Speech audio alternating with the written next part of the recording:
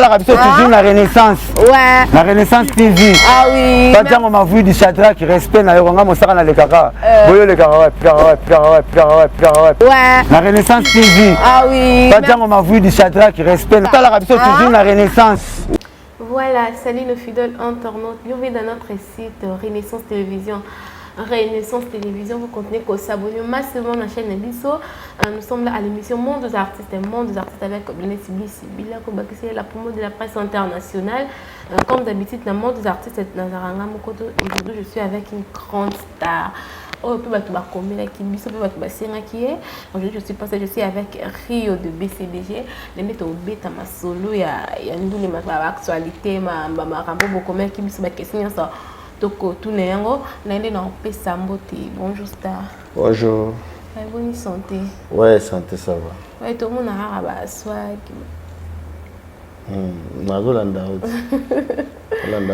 Swag. Merci beaucoup. C'est la taille qui fait troubler les nerfs. Merci beaucoup star. Bonne santé à groupe. Ouais, groupe ça va.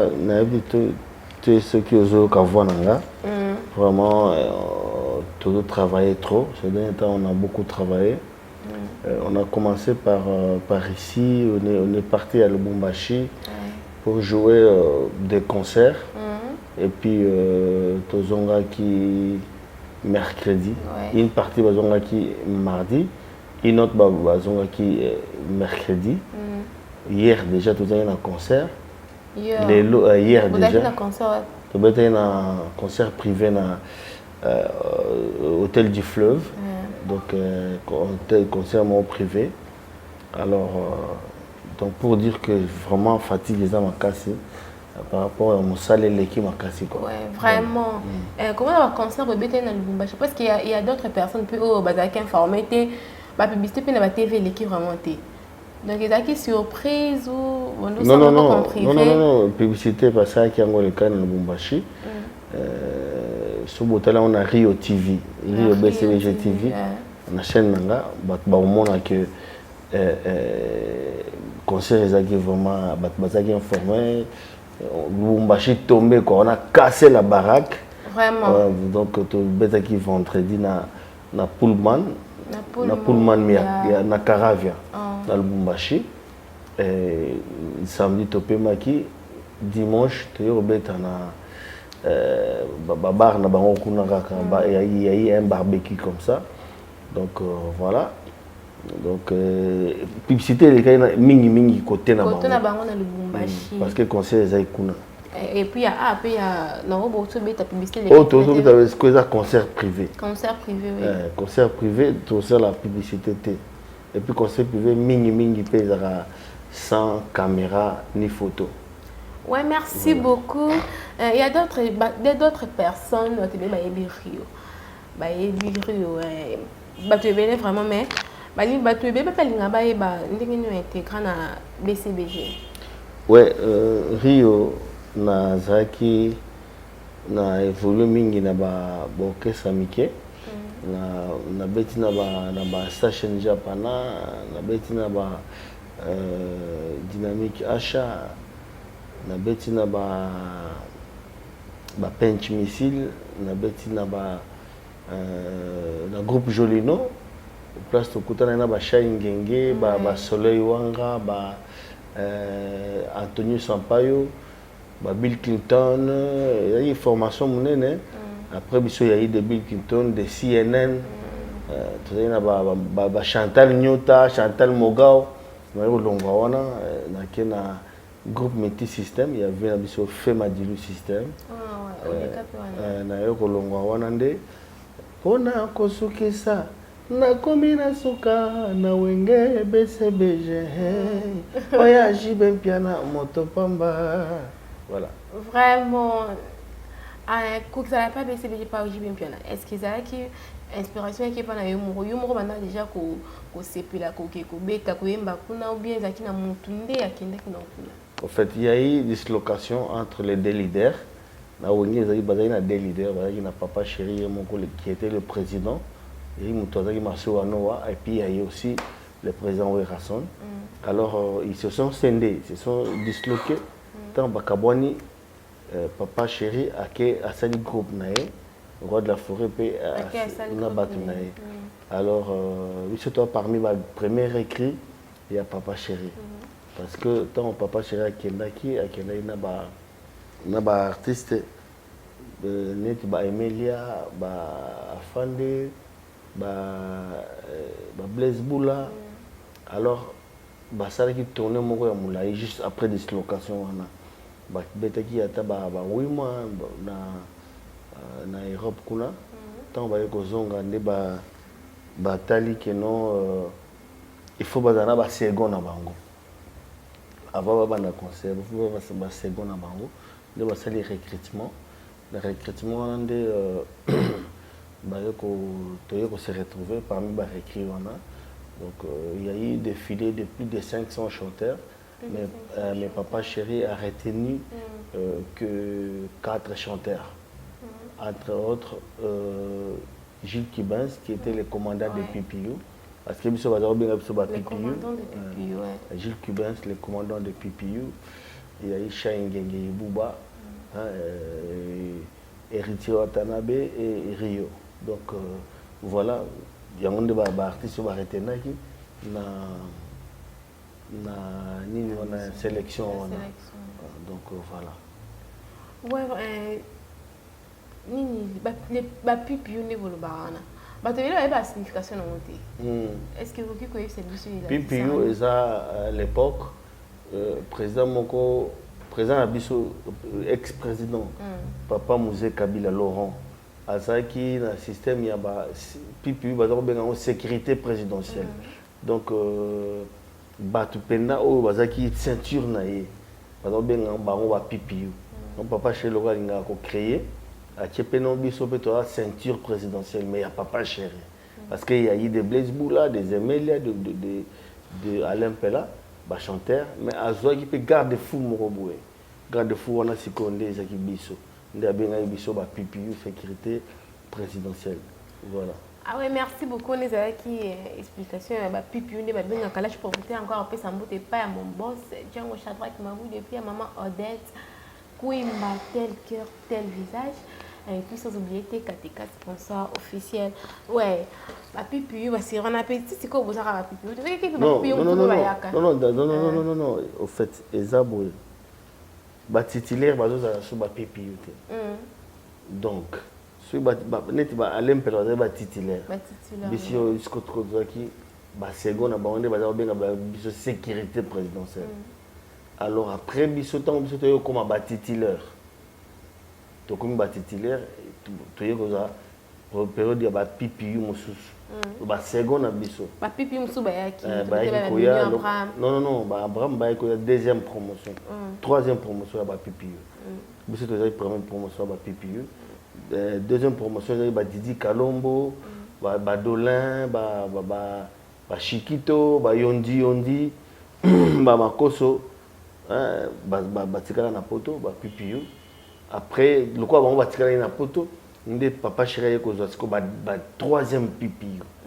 Troisième PPU ndé ba Nono Fuji, ba Mignon Abraham, ba Gino Caporetti, Eric Mente, Jessa Sakoko, il peut moi troisième PPU.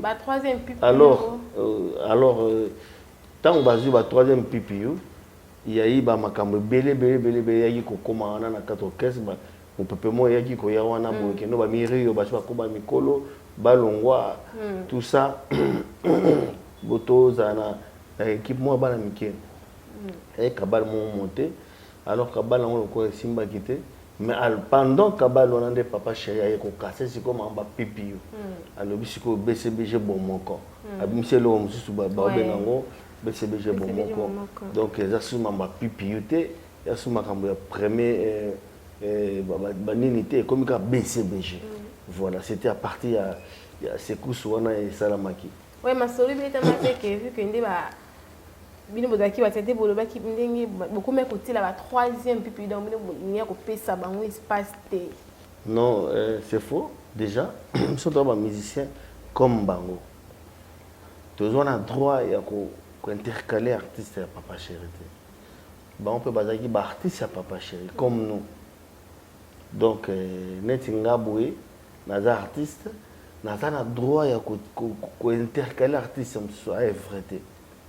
Donc, il y a une spéculation, une façon quand il y a une cabale monter pour déstabiliser BCBG for the best of the speed number one for Moukom.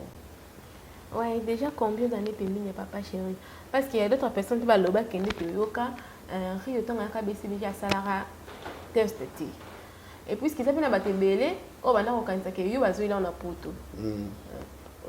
Donc déjà combien d'années Pémine il y a Papa Chéri? On sait déjà. Mais qui va le bas au salaire test est-ce que c'est vrai? Il y a une question de Yami Balé tout ça na Katiwana.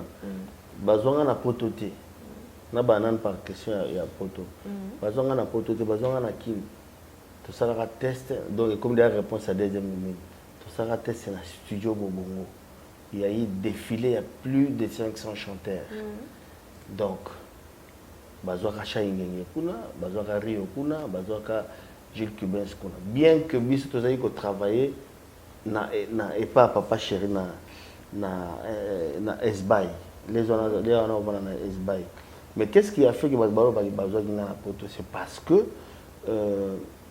Tango Bazubiso titulaire à Chat et Alain Pella. Titulaire à Rio et Melia. Gilles Cubin c'est un titulaire parce que Blaise Boula a l'ongwa qui déjà c'est la pondération 8. Donc Gilles Cubin ça dit malamoko yemoko la place. Alors toye vous voyagez Tokei bazwe lié Suzuki 4x4. Toke ko beta na Zénith. Tant toke ko beta na Zénith, titulaire nanga azali ko sedenga micro te. Azali ko lingana yemba te. C'est par là que va découvrir nga te même na ba poto wana. Oko imaginer que ozana poto mo yemba te. C'était pena ndengwana. Na wate ora libaya. Donc azali ko linga te ki so ya che voix alonga pena cha voix va découvrir pe voix nanga. Alors, c'est ce qui a fait que tout le temps que tu as sali retour, tu as Kinshasa, ce qui a fait que tu as moninga mbalamoka na retour ya Kinshasa. Na poto ba moninga te, ba moni ne na zo evreté, ya on ba ke bazonga na poto te. Alors pour la global susu na question na ya suka, na dans plus de 20 ans maintenant dans Wenge BCBG. 20 ans. En fait une année avant l'an 2000. Voilà. C'est ainsi que Babé Nangaï Rio la voix de l'an 2000. Voilà. Vraiment, 20 ans déjà, c'est beaucoup. Là, je profite encore un peu de pas dit de Mbokolo, na Sada Mbokolo depuis Paris. Parce que je suis au Salara Test. Le Salara Test, c'est non préféré na mingité parce que voix na ngeza na bien été. Donc on a vraiment fatigué. La Salara Test c'est na nzemo il y a Alain Prince, José Tiané. Nasenga kiseliba na mama na yela kite kono na boye epana yo fami na nga basenga kinga ba moyen na sundola kinyo so pola mwele kaki chane nazalaka na mwali loba moke ya koyebisa yo na boma mpe mingi. Voilà quoi, donc c'est moi na ça na ngo test. Voilà, après test, après nous avons quoi. Vraiment, là, je profite encore plus, ça ne pas Yannick Kani. Beaucoup de Papa Chéri, 20 ans déjà, c'est beaucoup. Est-ce qu'on pense rappeler à ça la carrière solo dans le coup là, petit ami Obama les héritiers ou attendez le bien affilé. Parce que 20 ans déjà. Mais si déjà aujourd'hui petit na biso moi na copier bango zaté. Mukolo ndé mwana ndala na mukolo. Donc voilà, mais la musique m'a petit zalaté. Ouais. La musique m'a petit zalaté. Baza déjà ba président na ba groupe na bango. Comme normalement ba on faut balandanga mo ngana landa bango zaté. Voilà. Mais ils appellent ba tout dans ba même génération ba ça la carrière solo na bango. Mais est-ce que pas Rio au au fait, ça, c'est pas vraiment mon truc, déjà, parce que dans Sali, plus de 20 ans déjà, dans Wenge BCBG, si c'était mon truc, j'allais déjà le faire. J'allais le faire déjà pour tout. Donc depuis que tu fallait déjà. Mais ils ont boule dans la tête, sa façon de voir les choses. Donc c'est pas mon truc quoi. Voilà. Ouais, ma période mon copé ça me pendant qu'il fallait boire une faire un album moi quand ça. Bah tu peux baser l'album on a pas yo carrière na faire. Mais album peut bima ba yo capé. En fait, faire Gola à ce album a invité Rio officiellement. Mais le problème est que tant qu'il y a il fallait tout qu'il n'y ait que ça l'enregistrement, BCBG tout ça qui n'a voyage. Donc le programme il y a fait à Rio et c'est correspondant qui était. Mais tu répétais déjà bon fallait te Pakajuma, Pakajuma, Nana Mabusane Lengamaya, Pakajuma. Faites manger mon mais bon. Donc, Pakajuma, dans la featuring, ouais, justement, mais bon. Dommage que faire et payer à Zaki n'a pas programme n'a pas Bissopé n'a programme n'a pas je pouvais d'abord satisfaire BCBG qui a la deuxième position là pour satisfaire l'invitation là on va inviter Kingai. Alors comme Bissot est en voyage faire et payer n'a pas programme n'a pas à sauter n'est pas journal mais na yo kakaloba que eza ekufélité dans le prochain numéro à inviter na lisus pourquoi pas na peine les jours où sous peine saler le moko boué l'inviter parce que faire il fait partie ya ba voix oyo nga sepela nango ndenge yepa mo ndenge peine sepela na ndenge yepa sepela na voix nanga nga peine sepela na yembeli na ye donc il y aura un jour nous allons appeler ça ma coquille to kutana souci voilà. Là vraiment je pense encore puis ça ne peut pas gâcher qui sont canard depuis à Patrimoine depuis Égypte. Ouais, tu peux te masolo puis na album de match. Oui. Ba tu peux ba le ba lembi na bango kozela. Banda ba banda ki kozela. To mo ba to mo ni jibe pela kenda ki poto kenda ko bimisa ba fiche aye petit sikoyo na nuka ebimité. Mais ça peut na ba tout pe o ba pesa ki ba mo po ba yembela bango pe na album de match. Et comment on a vraiment les autres temps vraiment ébélé. Au fait, l'album Moana c'est l'album le plus combattu. Combattu mais par rapport à contre-temps. Il y a eu beaucoup de contre-temps pendant la période de réalisation de l'album Moana. Mais cette fois-ci, c'est comme la version de Souka. Makamosila est déjà. Contre-temps, il y a Souka. Il fallait pour parler na producteur, na manager, na biso. Alors pour parler on a tant na calé date, sorti affiche, na sorti à disque, vient na biso mécène na biso parmi partenaire à groupe, vient na biso Carnozo Mamba Bill Gates, aye kokufa. Donc papa chéri était obligé à tika nyonso koya kolela vienne. Donc moni makamoni faisait suspendu. Donc déjà 40 jours et cause à ce dimanche peut-être. Donc ceux qui déjà makamossi nango 40 jours ngo baki vraiment makamossi.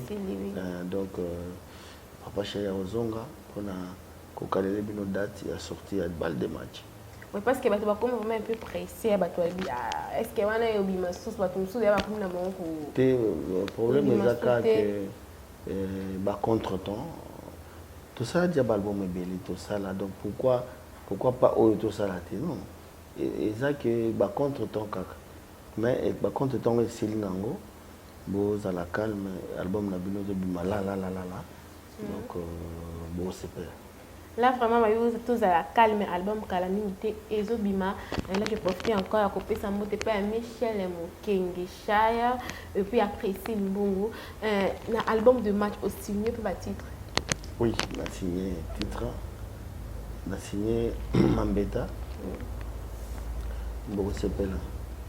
$1 mutombo lwaku mwana mano jiba kankambela wasunguna kajika gola Patrick Jamba mulunda wa bantu malen mulangala mukaji mwana chimino papa cheriji bempiana mwana bintu wa bajina bio éternité ya bolingo ata nzoto kufi amour réseau vivre ata dans l'au-delà na kotinga mukaka Julia appela bifunda bolingo ateza kilo jamais bakomemisa yango na portere wow. Vraiment, c'est super. Qui est avant-goût, hein? Tu le verras avant-goût. Il y a album de match. Oui, et ça a combien de titres? Il y a plusieurs titres. Parce qu'il y a aussi chance. D'abord, il y a plusieurs titres.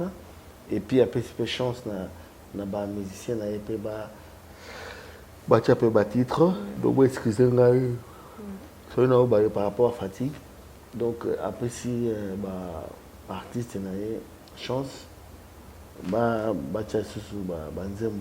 la 1e fois. Donc vous avez déjà accepté. Vraiment, vous avez déjà accepté. La plus importante est Raël Mbemba le chef et puis follow le Rosa Zénith Yahweh ensemble. Ben pression vraiment Zénith. Non, c'est une bonne chose que la musique congolaise a connu vraiment des tourments dans des années chaotiques. Donc on a passé dans des périodes trop secs. Mais les lots, quand même, et Salema. Vraiment, c'est une bonne chose. Félicitations, coup de chapeau au roi de la forêt. Que nous, à Fongolanzela, la musique est comme bêta. Donc ce qui déjà est bêti. Et à dire le quoi, Timba bêti, tu vas entendre un passe à peu près bêta. Oui, Timba bêti, tu vas taper maman, il passe à pas bêta. Mais tout le monde va mission belé, va kende. Mais pourquoi pas JB piano ou azam pang? Non, c'est par rapport à l'invitation. À inviter ancien et à maison mère. Musicien ou bêta na maison mère. Papa chéri bêta na maison mère. Oui, bien sûr, mais tout le monde peut maman bilé va kende to yoka ba nyoka longo ba rozala. Non, mais il dépend de l'invitation. Peut-être qu'il n'a pas songé à ça. Ou peut-être qu'il a parlé à papa chéri. Donc peut-être que papa chéri sera là. Le col dans le bétamité, moi tout le bétamité. Mais pour n'engager des cas qui n'ont pas là, qui est là quand on est salement, quand même, un abisso ami qui combattant. Qui vont essayer un peu de diluer, de mettre de l'eau dans leur vent. Vraiment, tout ce qui nous fait un point, on a plus que ma combattant va télémi, bon, on va dire concert et cause à la télé. Ou bien on a tout le monde fallu pour prendre des et causer que des problèmes à raconter bima qui n'est pas combattant va boy que concert et bêta. Le problème ici c'est la compréhension. Parce que nous avons la société. Parce que nous sommes contre le régime Yakala. Parce que tout ça qui, soi-disant, le président est étranger. Mais les loups suite président Oyo Mboka et puis il qui peut combattant le quoi bango. Président il y a combattant je ne vois pas pourquoi ils continuent à mettre des bateaux dans le roue. Je ne vois pas pourquoi. Donc, quelque part aussi, ils sont en train de tuer la culture, notre culture. Parce que la musique congolaise, déjà, ils ont presté, c'est les temps et belé, ils ont presté dans la parité, dans l'Europe, tout ça. Mais ils parlent, ils ont centre la culture. Ils ont centre la culture dans le monde. Ceux qui, la prestation, ils ont dans la société. Et tout ça là que ils ont la musique congolaise ici. La musique congolaise ils pour na bango. Ils y a bango musique na bango ba combattant. Musique en boka na bango. Culture na bango na bango. Donc quelque part bazo perdre puis. Bazo perdre parce que ça les lourds na aussi la raté. Même film à Jésus-Christ écoute aussi là. Donc ceux qui va pouvoir essayer un peu de diluer, de mettre de l'eau dans leur vent et ça a quelque chose de bon. Ouais, vraiment, il va combattre ma moto. Elle a pu son mot pas gêner là en gros et puis ma maman elle tout ça. Rio déjà marié, père de combien d'enfants? Bon, ça, vous rentrez directement dans ma vie privée. Mais je suis marié quand même. Ouais, je suis marié, père de 6 enfants. Donc voilà. Ok, parce que tu as une question, tu vas comment qui est. Oui, Naza marié. Naza marié, père de 6 enfants. Vraiment. Si quoi et pas papa chéri, deux fois, tout le monde est mignon, tout le monde a ni colongo est mignon Abraham. Colongo est mignon Abraham, tu veux capter explication, c'est l'on peut me dire tu vas interpréter, si le pas ça peut qu'on interpréter dans la ligne na bango. Donc ceux qui mignon Abraham longo qui BCBG c'était exact pour na ba mikolo o bazala qui déjà wana donc qui tout ezala qui quoi tout le babongo. Non, c'est faux. C'est faux. C'est faux. Mignon Abraham appelle ça qui est disque officiellement. Ouais. Na kata BCBG, ça la disque. Alors, c'est lui-même, moi je suis un artiste oyo a conseillé Mignon Abraham. Jour Mignon Abraham a longwe. Naza muto liboso ya royeba. Tozaki na je me souviens Mignon Abraham ce qui a dans la bonne mémoire, tozaki une affaire étrangère. Na kendeki na ça la démarche pour madame a kende Europe. Alors, tozaki ça démarche na Boutakis qui est le secrétaire du groupe. Ouais, ça la démarche de voyage. Comme il y a une expérience, tu as eu comme ça. Alors, Mignon Abraham est venu ce jour-là. Il a eu un rendez-vous dans Boutakis. Alors, il y a une affaire étrangère. Et il y a une affaire tango basisi deal na bango na peto solo na esili fallait que c'était un certain mercredi on a tous un rep bon ça va tout le temps rep non viens na roya sous repte moi j'étais la première de personne à m'a informé comme ça que viens na roya sous repte roya te pourquoi non moni né na ça la plan nga namoni nazara au fou au moulin mon mouvement mon boé et ça c'est too much pour naé c'est too much alors il fallait à s'attendre à se retirer pour assis sa plan naé bien ngai siko ngai na conseil non Abraham donc on dit disque officiellement c'est là aussi dit ça disque naé bima batu bafana BCBG ba consommer yango. Ce que vous en avez aidé, non, celle après, il ne m'a pas entendu, il ne m'a pas compris. Donc, à ce chemin, comme déjà, je ça déjà au sein de voilà, c'était pas que non, pour la mission, non. Biso na autour le tout de début, tout ça na droit ya kocha musicien papa chéri mal à l'aise. Tout ça, biso tout employé. Ouais. Voilà. Là, ndenge lobi parce que ils appellent na batu ndenge ba lobi, ils appellent na émission sur tu batala ndenge ya loba. Parce que mia vraiment dit que non à côté ça ra l'autre. À côté ça l'autre ce qui je sais côté que zaki pour na disque oyo pas chez rapper ça. À côté ça l'autre ani. À côté ça l'autre que ndenge zo longwa mouvement. Habite à côté ça l'autre pas chéri et puis comme on a que des fois alors il y a ba concert ba foot à billet. Non, c'est faux. Vous confondez les choses. Ce qui on a comment par rapport à dire na comportement na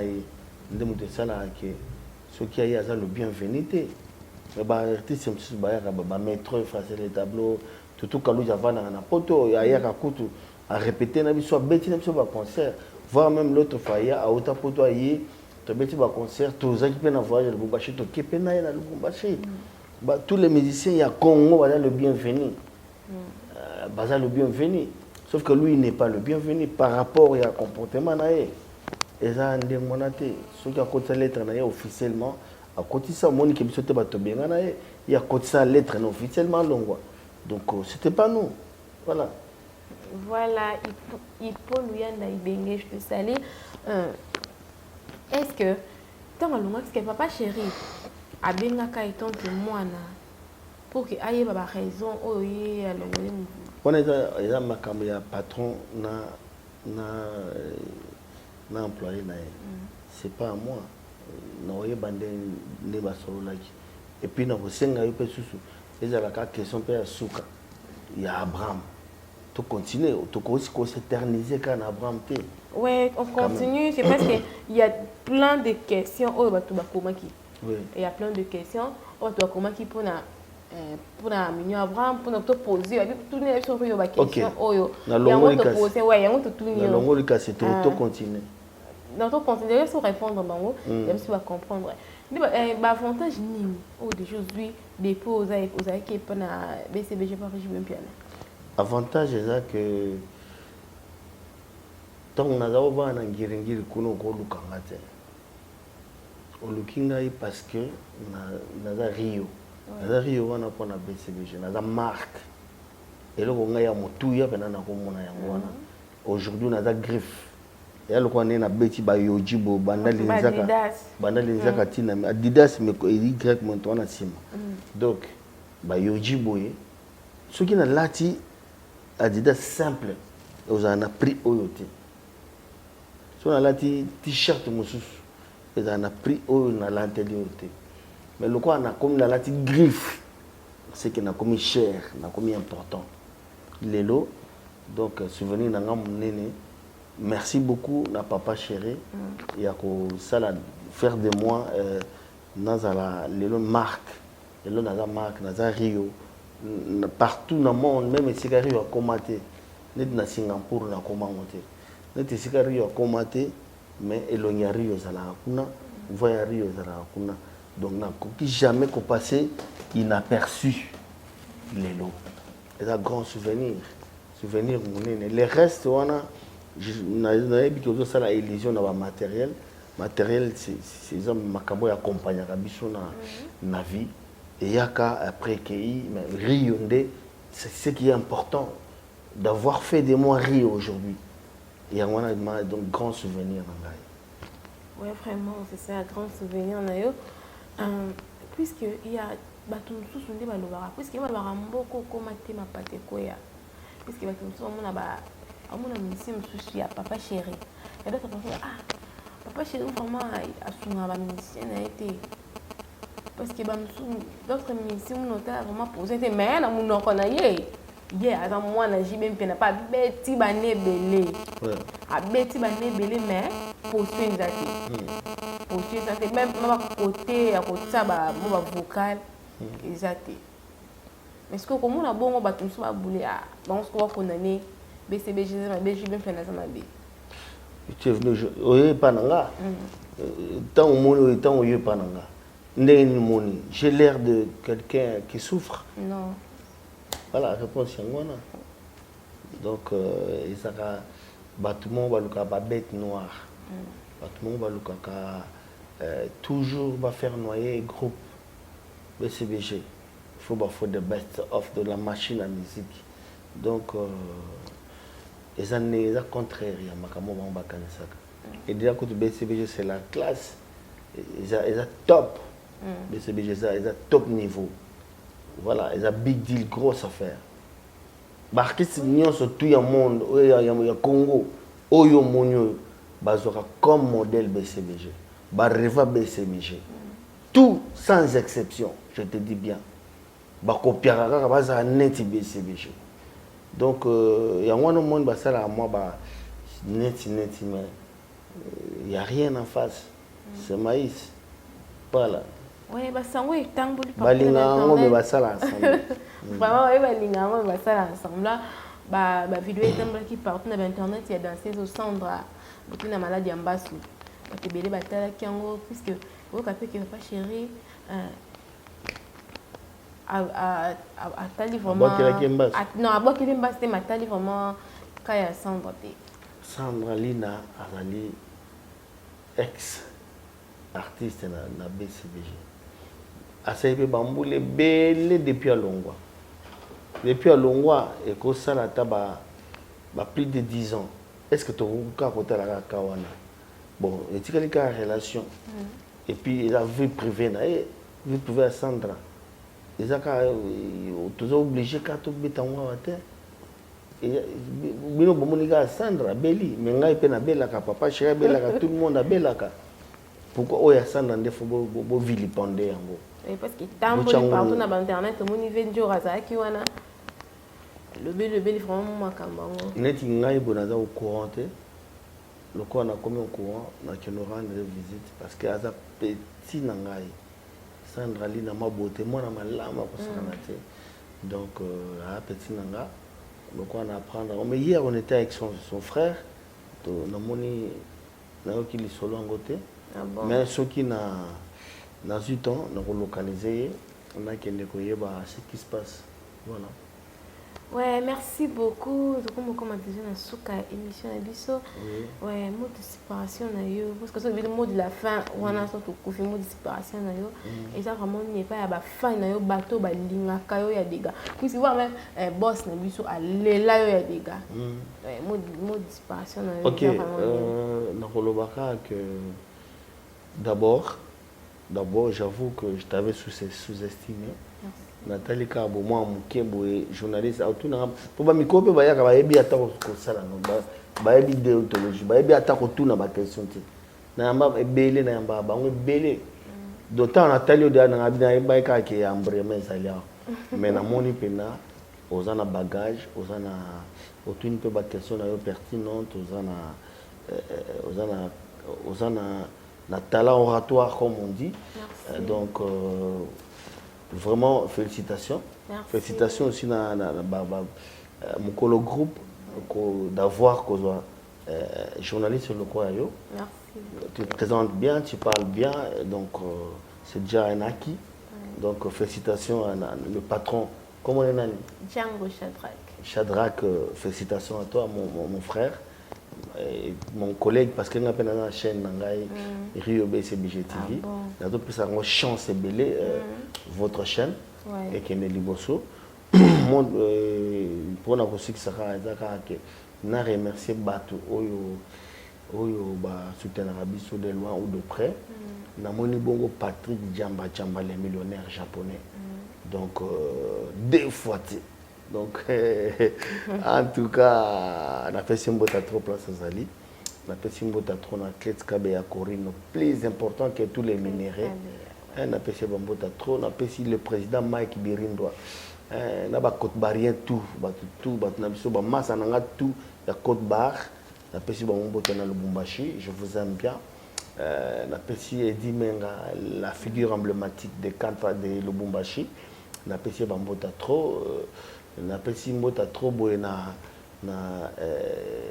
Guijou Maela moi en Amérique le leader de Dallas na pesi Prince Bemeno le prince de Dallas na pesi Willy Amouli l'Espiritu Santo en direct de Dallas aussi na ndeka Amérique kaka na pesi Espe Manzoki la femme de Lix na pesi pe mbota trop na pesi mbota trop boye na Edino Luwanga Mongwa Pembe place Azali na pesi pe mbota trop na pesi bamote bo na venanga Jean-Pierre Mongala oya Guigui Mangwana na pesi dixième piano le tonton Stemai le patron na pesi bamota trop baza maman belé na pesi Serge Pava le prince de Paris na pesi Dada Kanda monte moko bien na pesi pe bamote place Azali na pesi bamote na ya trop bo na Marlène Moulanga, la Mouka Joa Jimino, on a payé mes condoléances à la famille Nangai. Tel que je suis là, il y a un moment dans la noir, je suis en bien noir. Petite sœur Nangai Henriette, en direct de London British, à Autotique Abisso. Donc, on a payé mes condoléances à moi-même et à toute la famille. Donc, voilà, je vous aime bien. Vous continuez pour soutenir ceux qui peuvent continuer à s'abonner massivement à Rio BCBG TV. Voilà, donc je vous aime. Numéro 09 98 85 26 63. 09 98 85 26 63. Après, si vous avez les soucis na César Passioti Yango, Lobo Kwanzambe. Voilà, donc je vous aime bien. Merci beaucoup. Voilà, nous sommes déjà presque à la fin de notre émission. Là, je confie à Copé, ça peut monter pas au niveau JP Maketo. Et puis, sans oublier R7, El Capo, la personne va monter belé, puis ma famille, mon église, c'est comme mon évangile, c'est évangile. Roger les combattants, les grands snipers de Fachi Béton et de Papa Chéri. Roger les combattants. Roger les combattants.